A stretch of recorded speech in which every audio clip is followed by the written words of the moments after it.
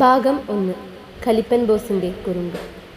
ഓഫീസിലെ എല്ലാവരും ശ്വാസം അടക്കി പിടിച്ചിരിക്കുകയാണ്. കാരണം അർജുൻ തൻ്റെ ക്യാബിനിലിരുന്ന് ആരോടോ ദേഷ്യപ്പെടുകയാണ്. ആ സമയത്താണ് കയ്യിലൊരു കാപ്പിയുമായി ദിയ അങ്ങോട്ട് വരുന്നത്. ദിയ, അകത്തേക്ക് പോകണ്ട, സർ നല്ല കലിപ്പിലാണ്. സഹപ്രവർത്തകൻ വിനു തടയാൻ നോക്കി. കലിപ്പനാണെങ്കിൽ അതങ്ങ് മാറ്റിയാൽ പോരെ വിനുവേ എന്ന് പറഞ്ഞ് ഒരു കള്ളച്ചിരിയോടെ അവൾ വാതിൽ തള്ളി തുറന്നു.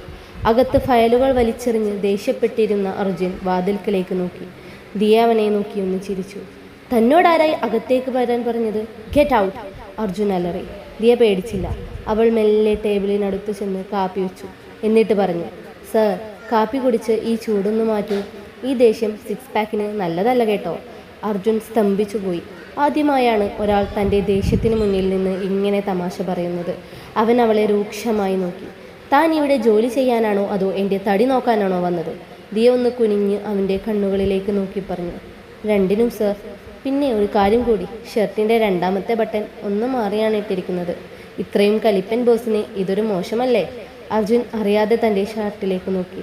അപ്പോഴേക്കും അവൾ ഒരു കുസൃതി ചിരിയോടെ അവിടെ നിന്നും ഓടി മറഞ്ഞു. അർജുൻ്റെ ചുണ്ടിൽ ആദ്യമായി ഒരു ചെറിയ പുഞ്ചിരി വിരിഞ്ഞു.